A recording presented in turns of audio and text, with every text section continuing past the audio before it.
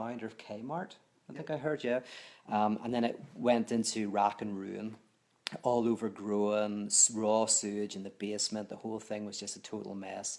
And this guy, Paddy, bought it, and he, over 5 years, it was like the Fight Club house for a while, and he just kind of redesigned it, redid it, and now it's like a space for communal living. They do events. There's about 5 or 6 people living here at the moment, and it's just I really would want to give you a tour. First of all, meet my friend. This is Hello, Allie. Ali. Allie, yeah. Oh no, I'm showing them the cat. Oh. So this is not Ellie, Ali. I was saying Ellie, Ali. Well, no, Ali, I'm going to show you in a second. She thought it's terrible. She thought I was saying hi to her when I was saying, what's the cat's name? I don't know. This is embalmed pet, and this is Charlie. Charlie does the Fable podcast. Hey guys. And this is Ali. Hello. Hello. They are Detroit people, born and bred, I think, in Detroit. Yeah. Yeah. So this is where my events over the next couple of days are being held. Pints and Parables is downstairs in the basement. And then my building on fire is on Saturday. If you're coming to this, you're going to see this place firsthand. It's absolutely amazing. No, the cat isn't alive, Melanie, I'm afraid. It's absolutely, I'm not sure if I'm allowed to touch her, but she feels so beautiful. Okay, so of course I'm not just here to show off that I'm in Detroit and that I'm in this really, really cool kind of space. I also need to say something of interest to you. So I thought I would talk about something that I'm going to explore while I'm in Detroit, and it is Christianity and the real. And I want to look at the difference between mythology and the real. So basically, my argument is that Christianity is real. The crucifixion is real. But I mean that in a philosophical sense. And so I want to make it a distinction. So a myth is basically a story that tells you why you're here, where you're going, what it's all about. A myth covers over the cracks of our lack of understanding. It gives us a real sense of our place in the world and in our culture and society. It's a wisdom tradition. Myths tell us, how to live well and what will happen if we don't. So that's a type of mythology. A myth is that grand narrative that gives us a sense of place and purpose and meaning. Now, in philosophical terms, the word real means that which disrupts and disturbs the myth of our lives. It is that which breaks into and reveals the cracks and the broken spaces in our stories and narratives. So whenever I talk about the crucifixion as real, what I mean is there is a tendency for some traditional religious interpretations to try and say that the crucifixion is meaningful, that it means something, that it gives us... Oh, I'm hearing myself on someone else's phone in the room. That's very good. Don't worry about it. We can always edit that out. Nobody will notice. We can't edit it out. What was I saying? Oh yes, the real. The real is that which disrupts, disturbs, breaks open our understandings. So to say the crucifixion is real is in contrast to those people who say, oh, the crucifixion gives us a sense of meaning and purpose. It tells us why we're here. It tells us the great salvation story. I try to argue that actually it disrupts and disturbs everything we think of as salvation and meaning and hope. The idea of God dying, the idea of the strongest thing in the universe being reduced to the weakest, the idea of this divine being actually being naked on a cross outside the city, cursed by God, outside of the political system. This is a complete anathema. This is something that completely disturbs all of our understanding of what life is about. And so, in a sense, Christianity is an experience of what Lacan calls the real, of the rupturing of our lives and the opening up of new possibilities. Something that might help to understand this is what's called the mirror phase in development. The mirror phase is the point when a child looks in a mirror and they're fascinated by what they see. They look in the mirror and they're like, oh my goodness, this is amazing. And anyone who's a parent will likely have seen this in their children. But there's an additional element of the mirror phase that Lacan noticed. My friend Tad DeLay talks about this. Lacan noticed that the child doesn't just look in the mirror to see themselves, they then look over their shoulders to see if the parent is acknowledging it. Okay? So you have the mirror where they're looking at themselves, and then they look over their shoulder to see if their mother or their father or some adult is going, yes, that's you. Oh, look at you. You're beautiful. You're great. You're wonderful. Right? Now, this means that, in a sense, the child has to have the image ratified by some other. They see themselves in the mirror, and then some authority figure ratifies and legitimates that by saying, yes, and look how strong you are. Look how brave you are. Look how beautiful you are. And we create this mirror image of ourselves. It's like an idealized image. It's a perfected image of us. Inside we feel broken, we feel scared, we feel hunger, all of these emotions. But that mirror image is strong and beautiful and good, and we identify with it. Now, interestingly, for Lacan, this is not a phase that just happens between 6 and 18 months. It actually stays with us throughout our lives. And actually, technology has got to a point where we see the mirror phase happening in everyday life. The selfie, our technology has got to a point where we're able to have mobile technology that allows us to take pictures of ourselves easily. And you see the mirror phase. What is a selfie? Well, a selfie is always for another. In other words, it's not enough to take a selfie. The selfie has to be ratified and legitimated by another. That's why you put it on social media or text it to somebody you love, so that you get the likes, so that you get someone to say, oh, look, you look beautiful, or you look cool, or look where you are, like, you're an adventurous person, that kind of thing. And of course, we laugh about this. We say, oh, look at people are taking selfies and then showing them off. But it would be much weirder if people took selfies and didn't show them off. That would be truly disturbing. Like, that would be like psychotic behavior. That would be like, that person's a psycho. Imagine like they're taking hundreds of selfies and then they just keep them in a little portfolio and just look at them themselves, right? It actually is very normal for us to want another and other to legitimate our idealized image of ourselves. Now, this helps us understand what idolatry is. Idolatry, I argue and would say, is where some divine other, where God is the authority that legitimates our idealized image of ourselves, the idealized image of our society, the idealized image of our country, right? So in other words, we don't just have an idealized image of our society, of our culture, of our politics. We need that ratified by some external authority. And that external authority we call God. But actually, that is the very thing that we need to break. What I would argue is that, in a sense, true Christianity, like in its subversive core, in the subversive core of the text, you see a rejection of God as what's called the guarantor of meaning, what Descartes called the guarantor of meaning. The God that guarantees our sense of self and our sense of right and wrong.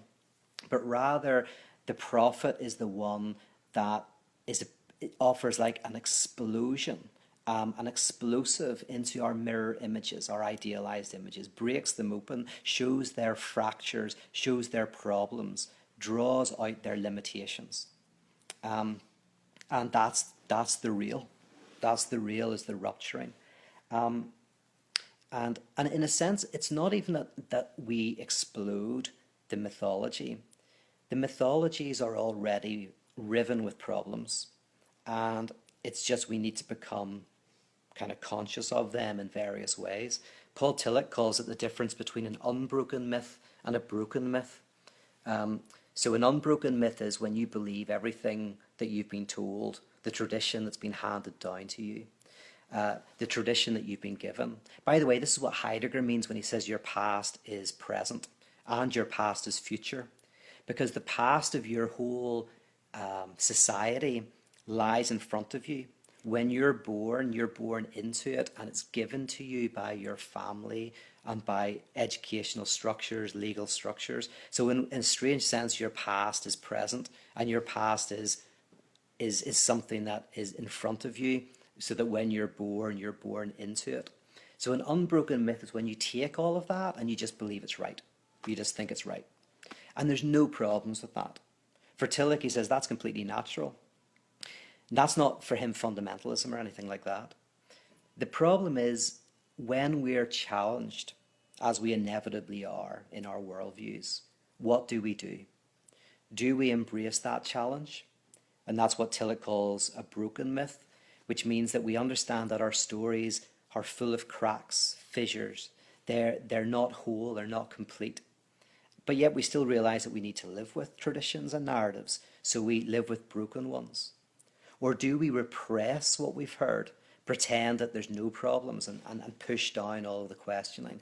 And that's the point where Tillich talks about fundamentalism, in the sense of it's not a certainty, it's actually an uncertainty that is not able to admit of its uncertainty. So it's very different. We think of fundamentalism as certainty, but in a sense, Tillich's sense is no. Fundamentalism is actually a radical uncertainty and unknowing that is not able to accept and look at and acknowledge that unknowing. So it's repressed and then pushed out into kind of other things and into violence. And so in a sense, for Tillich, what I'm calling the real, Tillich calls the broken myth.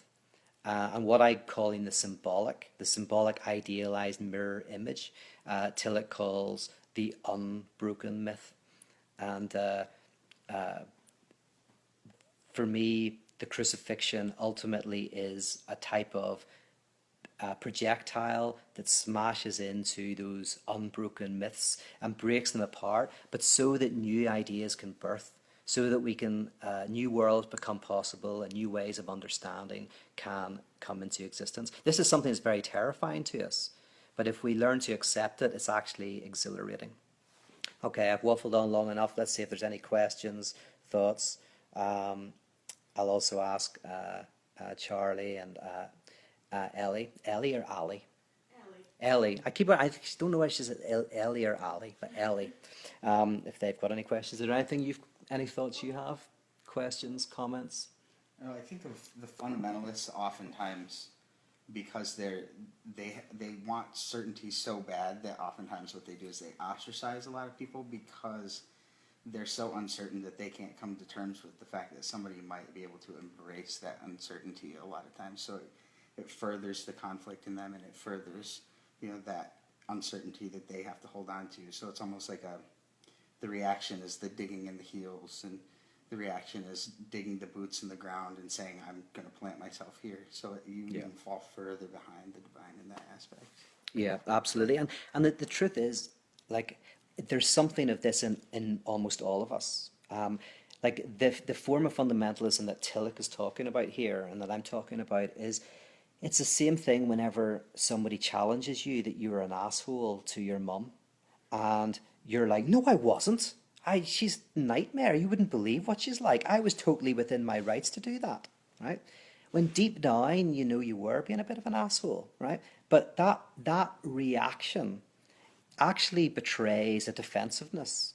And the defensiveness betrays a sense in which deep down maybe you did something wrong.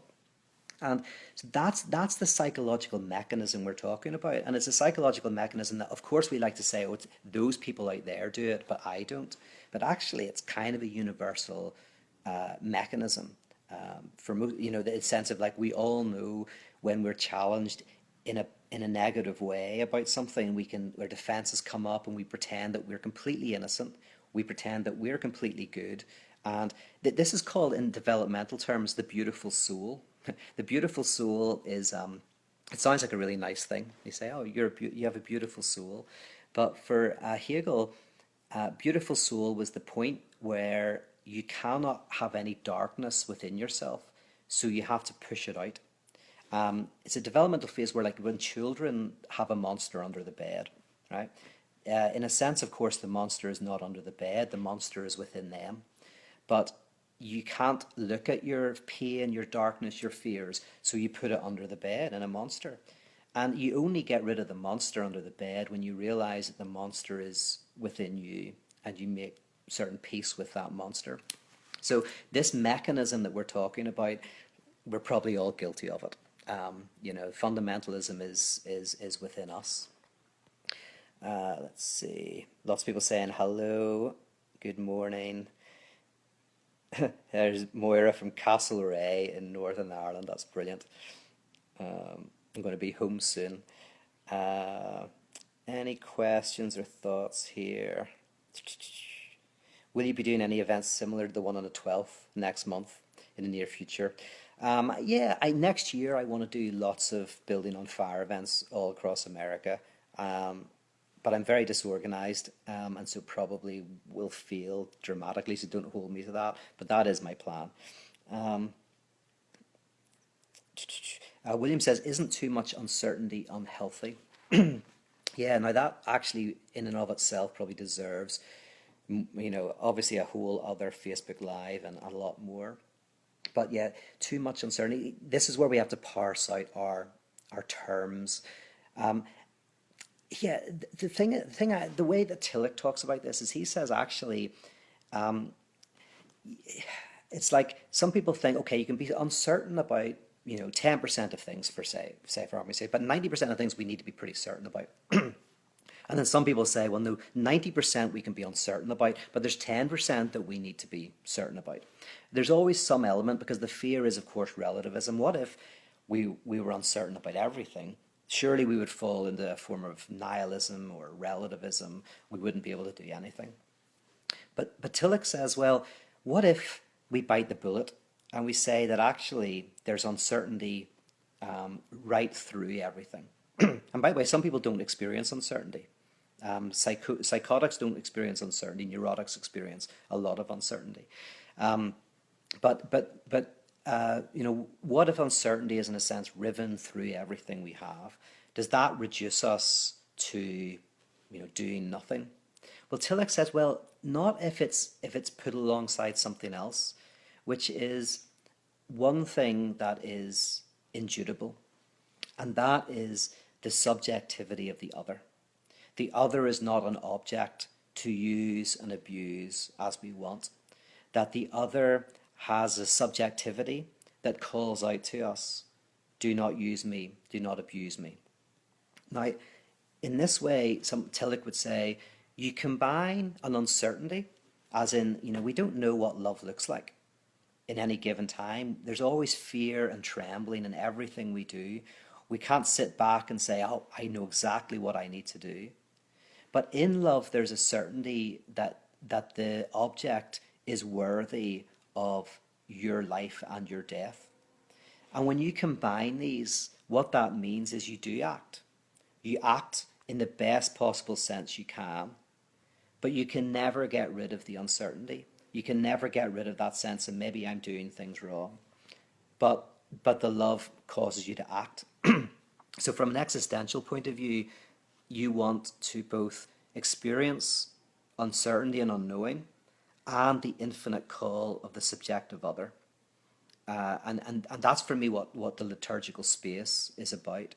It's about doing both of those, about helping us take responsibility for our lives in the midst of unknowing and doubt, and helping us hear the subjective call of the other, sensitizing us to our neighbour's needs, and embracing that. So that's kind of an existential response to that question. Let's see.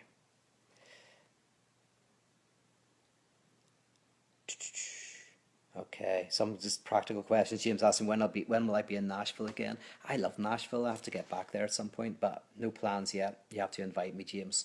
Yeah, that's the way it works. Okay, I am going to leave you all now. Thank you for tuning in. We're going to go to Shinola. Yep. There's a really cool shop that I just discovered recently that you'll probably all know about, Shinola in Detroit. They sell beautiful watches and very expensive stuff, so I'm just going to look. Sadly, no purchasing, but now I'm in Detroit, I want to see it for myself. And if you're going to be in Detroit tonight at my Pints and Parables, I will see you soon. Otherwise, I'll try and do another Facebook Live next week. Okay, take care. Bye.